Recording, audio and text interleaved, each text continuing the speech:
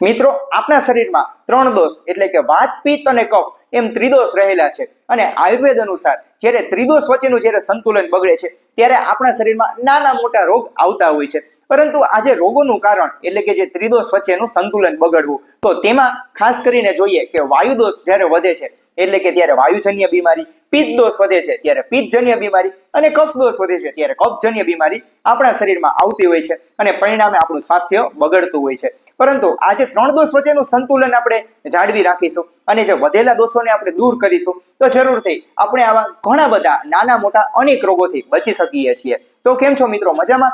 હું છું ડોક્ટર રાજન અને મિત્રો, આવીને આવી વધુ ને વધુ ઉપયોગી હેલ્થ સંબંધિત માહિતી મેળવવા માટે આ ચેનલને સબસ્ક્રાઇબ કરવાનું પણ ના ભૂલશો. તો આપણે વાત જરૂરથી એ પણ કરીશું મિત્રો કે આજે ત્રિદોષનું સંતુલન કરવા માટે આપણે શું કરવું જોઈએ. તો હા મિત્રો, તેના માટે આપણે કોઈ પણ જાતની દવા કે એવું કાંઈ પણ નથી લેવું, પરંતુ તે આપણે ઘર બેઠા માત્ર એવું આપણે એવી 3 અલગ અલગ રીતથી લીંબુ પાણી બનાવીએ કે જેથી કરીને આપણે જે ત્રિદોષ છે એટલે કે વાત, પિત્ત અને કફ આ ત્રણેય દોષોનું જ્યારે સંતુલન પણ રહે છે, સાથે જે કફ દોષ કે વાયુ દોષ કે પિત્ત દોષ જ્યારે વધે છે તો તે પણ ઓછો થઈ જાય છે અને પરિણામે આપણે લાંબુ સ્વાસ્થ્ય પણ પ્રાપ્ત કરી શકીએ છીએ.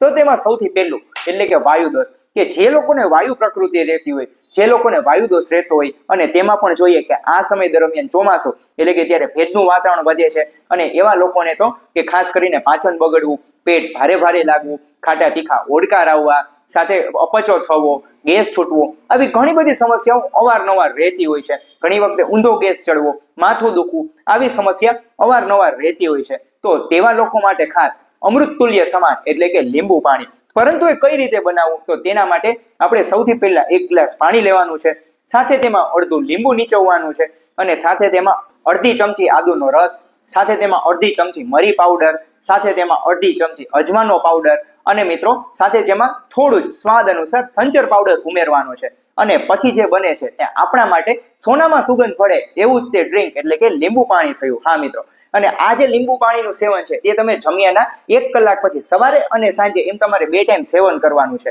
કે જેથી કરીને મરીમાં અને અજમામાં જે ગુણ છે એટલે કે જે વાયુ દોષને શાંત કરવાના ગુણ છે કે જેથી કરીને જે વધેલો વાયુ છે તે પણ ઘટી જાય છે. સાથે આયુર્વેદનું ઉત્તમ ઔષધ અને આપણા રસોડાનું ઔષધ એટલે કે આદુ. તો હા મિત્રો, આદુના રસમાં પિત્ત અને કફ દૂર કરવા માટેનો ખૂબ જ ઉત્તમ ગુણ છે. અને મિત્રો, સંચર છે તે આપણા શરીરમાં રહેલા જે પાચક રસ છે તેને ફરીથી સક્રિય કરે છે કે જેથી કરીને લીધેલા ખોરાકનું પાચન પણ ઇઝીલી થઈ જાય છે અને પરિણામે આપણે ભોજન પ્રત્યે રુચિ પણ વધારે છે અને આપણું પેટ પણ ઇઝીલી સાફ કરે છે. તો મિત્રો, આ જે લીંબુ પાણી છે તેમાં લીંબુ એટલે કે તેમાં વિટામિન સી રહેલું છે કે જેનાથી આપણે ઇમ્યુનિટી પણ બૂસ્ટ કરે છે એટલે કે આપણી રોગો સામે લડવા માટેની શક્તિ પણ તે આપે છે. પરિણામે આપણે વાયરસજન્ય બીમારી, સિઝનલ બીમારીથી પણ આપણે બચી શકીએ છીએ. તો મિત્રો, અગત્યનું કે આ પ્રકારનું જો તમે કોમ્બિનેશન કરો છો એટલે કે લીંબુ પાણી સાથે તેમાં સંચર, અજમો, મરી અને આદુનો રસ એ જે સપ્રમાણ રીતે તમે જો મિક્સ કરો છો તો જરૂરથી તમારા શરીરમાં વધેલો વાયુ શાંત થાય છે અને જેથી કરીને આવી તમને ઘણી બધી બીમારીથી તમે બચી શકો છો. સાથે સાથે બીજું અને સૌથી અગત્યનું, જે લોકોને પિત્ત દોષની તકલીફ રહેતી હોય એટલે કે પિત્ત વધી જતું હોય તો તેવા લોકોને ખાસ કરીને હાથ પગના તળિયામાં બળતરા થવી, છાતીમાં બળતરા થવી, પેટમાં બળતરા થવી, ખાધેલો ખોરાક પાછો આવવો, સાથે ઘણી વખતે ખાટા તીખા ઓડકાર આવવા, આવી ઘણી બધી સમસ્યા રહેતી હોય છે. અને તેવા લોકોને અમ્લપિત્ત એટલે કે તેને કારણે આપણા શરીરમાં સીડસની તકલીફ થવી એટલે કે વારે વારે ચામડી પર ખંજવાળ આવી, તેને આપણે શીતપિત્ત તરીકે પણ ઓળખીએ છીએ. તો તેવા લોકો માટે તો ખાસ આ જે લીંબુ પાણી છે તે ખૂબ જ ઉત્તમ અને ગુણકારી સાબિત થાય છે. પૂછો કેમ? કારણ કે તેમાં આપણે 1 ગ્લાસ પાણી સાથે અડધી ચમચી લીંબુનો રસ, સાથે તેમાં 1 ચમચી ગુલકંદ, સાથે તેમાં 1 ચમચી ધાણા અને મિત્રો સાથે તેમાં થોડી વરિયાળી લેવાની છે.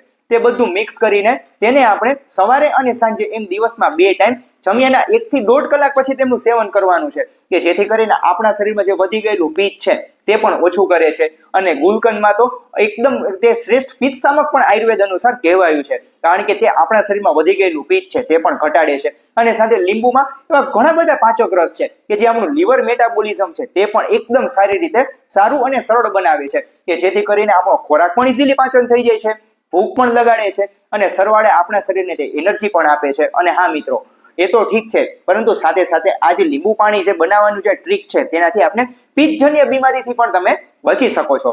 સાથે ત્રીજું અને સૌથી અગત્યનું એટલે કે કફ દોષ. તો હા મિત્રો, જે કફજન્ય બીમારી છે તેનાથી બચવા આપણે શું કરવું જોઈએ? તો સૌથી પહેલા તો આપણે વાત કરીએ કે જે લોકોને કફ પ્રકૃતિ રહેતી હોય તો તેવા લોકો, એટલે કે જે લોકોને વારે વારે ઊંઘ આવી, થાક લાગવો અથવા તો આળસ ચડતી હોય, સાથે વારે વારે શરદી થવી, છીકો આવી, નાકમાંથી પાણી આવવા, આવી સમસ્યા વારે વારે રહેતી હોય છે. એટલે કે એ લોકોને શરીરમાં કફદોષનું પ્રમાણ વધી જતું હોય છે. તો તેવા લોકો માટે ખાસ કે 1 ગ્લાસ પાણી, સાથે તેમાં અડધું લીંબુ અને સાથે તેમાં અડધી ચમચી સૂંઠ પાવડર, અડધી ચમચી મરી પાવડર અને એમાં 1 ચમચી મધ ઉમેરવાનું છે. અને એ મિક્સ કરી અને તેમને સવારે અને સાંજે એમ 2 ટાઈમ નરણા કોઠે પીવાનું છે. પૂછો કેમ? કારણ કે સૂંઠ અને મરીમાં એક એવા ગુણ રહેલા છે કે તે આપણા શરીરમાં વધેલા વાયુને શાંત કરે છે, કે જેથી કરીને આપણો જે કફ છે બની ગયેલો છે તેને તે તોડે પણ છે. અને સાથે સાથે આપણે તેને કારણે જે સૂકી ઉધરસ આવતી હોય અથવા તો કફવાળી ઉધરસ આવતી હોય તેનાથી પણ આપણે બચાવે છે. એટલે કે તે ઉધરસ આપણે, તે ખાંસી આપણે તેમાં તે શાંતિ અપાવે છે. અને મિત્રો આપણે જોઈએ કે મધ, મોટા ભાગની આયુર્વેદિક કફ સિરપમાં મધ રહેલું હોય છે, કે મધમાં કફ તોડવાનો ગુણ છે. તો હા મિત્રો, ને મધને કારણે તે આપણો જે કફ છે તે પણ ઇઝીલી તે તોડી નાખે છે. અને જેથી કરીને આપણે કફજન્ય બીમારીથી પણ આપણે તે બચાવે છે. અને સાથે સાથે તેમાં લીંબુ, એટલે કે તેમાં વિટામિન સી હોવાથી અને સાથે સાથે એવા પ્રચુર મિનરલ્સ અને પ્રચુર એવા મલ્ટીવિટામિન્સ હોવાથી તે આપણા શરીરને એનર્જી પણ પૂરી પાડે છે. કારણ કે કફજન્ય બીમારી છે કે તેમાં ઘણી વખતે આળસ ચડવી, થાક લાગવો, આવી ઘણી બધી સમસ્યા અવારનવાર રહેતી હોય છે. તો તેવા લોકો માટે તો ખાસ તે એનર્જી પણ બૂસ્ટ કરે છે, સાથે સાથે તે આપણી ફેફસા પણ મજબૂત બનાવે છે. કારણ કે જે આપણા ફેફસા છે તે આપણું શ્વસન તંત્ર છે, તો તે મજબૂત થશે તો જરૂરથી આપણે આવી કફજન્ય બીમારી સાથે વાતાવરણની અન્ય વાયરસજન્ય બીમારીથી પણ આપણે તે બચાવે છે. તો મિત્રો, આ જે ડ્રિંક્સ છે તે રોજના જીવનમાં આપણે પાલન કરવાનું છે. માત્ર 2-4 દિવસ પાલન ન કરતા રોજના જીવનમાં પાલન કરવાનું છે, કે જેથી કરીને આપણે જે આવી બીમારી છે કે વાત, પિત્ત કે કફ, કે જેને લગતી આપણે તાસીર અનુસાર જે આવતી બીમારી છે તેનાથી આપણે બચી શકીએ છીએ. અને મિત્રો, આ જે વિડીયો છે તે તમે જરૂરથી તમારા દરેક મિત્રોને શેર કરો, કારણ કે આ સમયમાં ઘણા લોકો આવી બધી સમસ્યાથી પરેશાન છે. તો તે લોકો પણ આ પ્રમાણે લીંબુ પાણીનું સેવન કરશે તો જરૂરથી તે લોકો પણ આવી ઘણી બધી સમસ્યાથી બચી શકે છે. અને મિત્રો, આવી ઉપયોગી વધુ હેલ્થ સંબંધિત માહિતી મેળવવા માટે આ ચેનલને સબસ્ક્રાઇબ કરવાનું ના ભૂલશો. સૌનો આભાર. જય ધન્વંતરી. હેલ્ધી રહો, હેપી રહો.